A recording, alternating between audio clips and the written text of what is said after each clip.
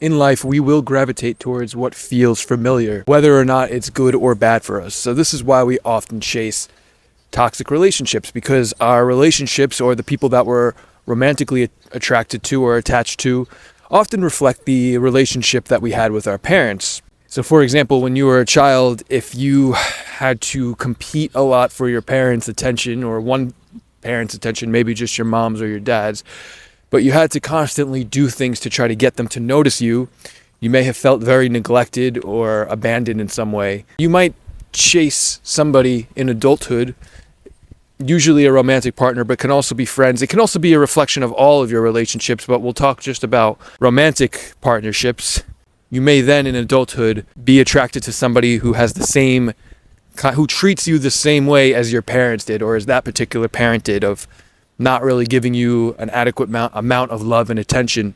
So you'll think what you have to do is to try to do extra things. You have to do something special.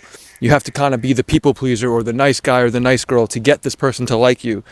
And this might be a reflection of all of your relationships, and you probably don't even realize it.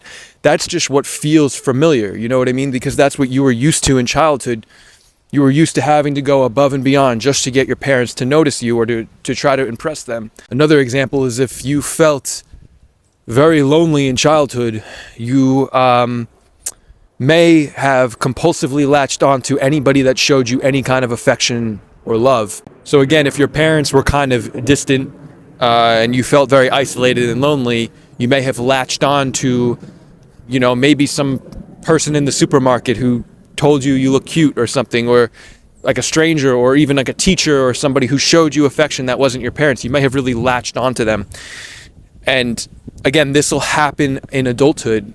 If you still have those feelings of loneliness and isolation as an adult, the slightest person who shows you any kind of attention, you might think that you're falling in love with them, and you might become extremely attached.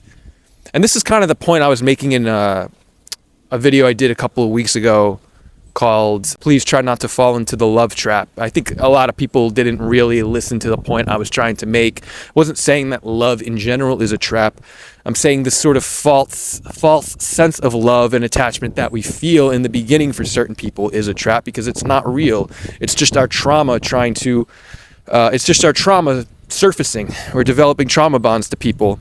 And the way to truly heal this, it's not so much something that you have to logically kind of do. I do think that therapy can help to really unravel why you do this, but I think that that's only like 50% of it. And this is sort of my gripe with a lot of talk therapy. It's just you're kind of just rehashing the same stuff over and over, and you might finally figure out the problem, but then you don't actually do anything to fix it. So it's kind of 50% of logically trying to figure out where your behavioral patterns come from, and then it's 50% really understanding the feelings that come with it and the emotions and the behavioral patterns that you have. And you have to really notice when you kind of fall into these behavioral patterns. So when you notice yourself latching onto somebody way too prematurely, you have to have the ability to kind of pull yourself back. It's going to be extremely uncomfortable. Or if you have an extremely anxious sort of attachment style, and you have that compulsion to just want to always text that person and get reassurance that they still like you, and you just need to be talking to them all day, you have to be willing to break those behavioral patterns. And this is something that not a lot of people are really willing to do, because this is the hard, uncomfortable part, you know what I mean? You see, going back to what I was saying in the beginning about we chase what's familiar, it's all very, it's the feelings that are familiar. Like, it's not so much something we're choosing to do. We don't really choose who we're attracted to. We don't choose the behavioral patterns that we follow. It's just something that our body is kind of like accustomed to do. It's very stored in our physicality.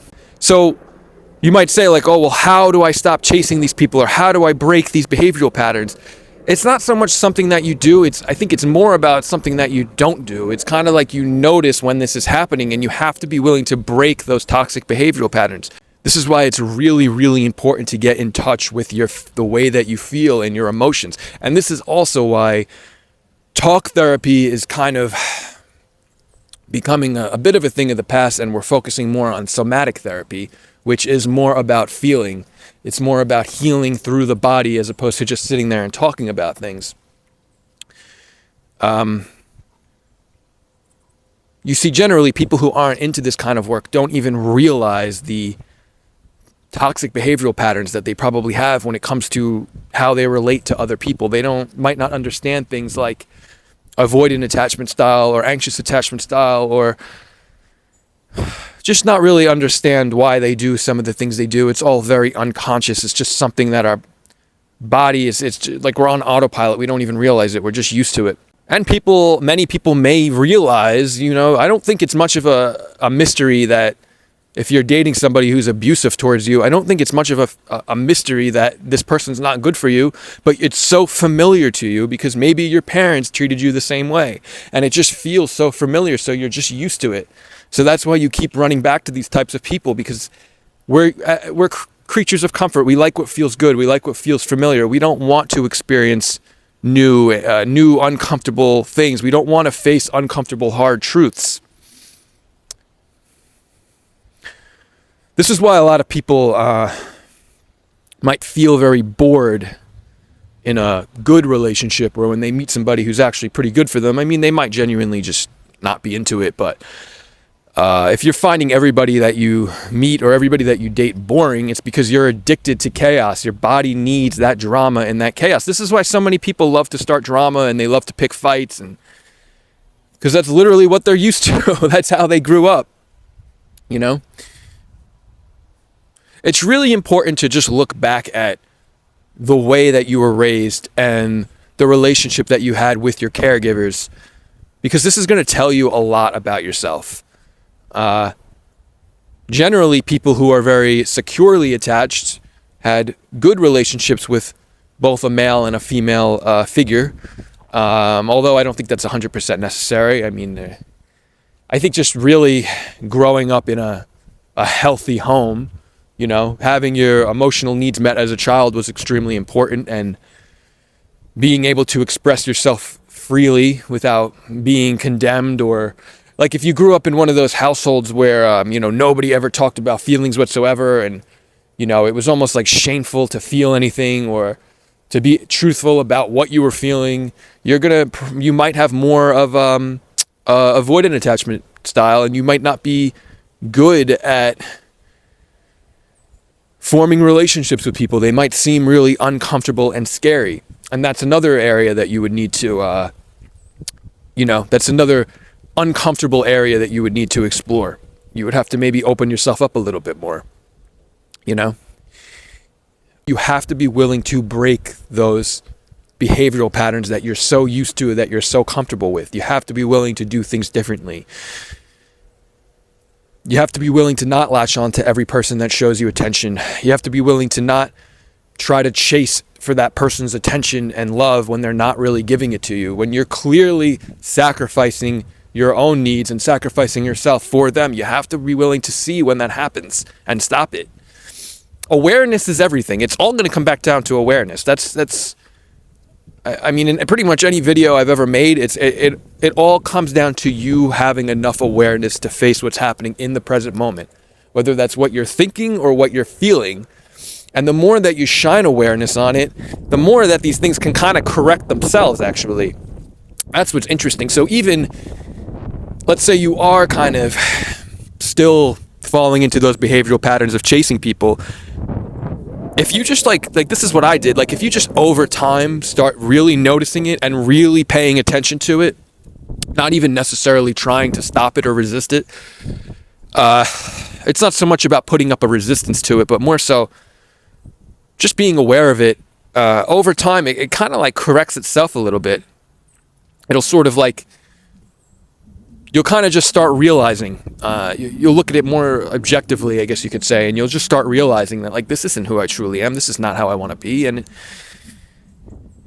it can kind of like fix itself. It's actually pretty interesting. And this is all a very, very long-term effort. So you might think like, well, how do I want to do this right now? I want to just make these changes immediately.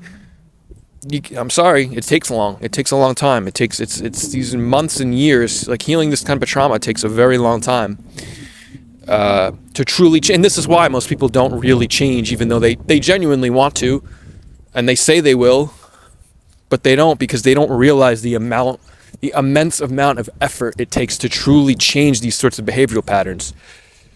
It could take months, it could take years.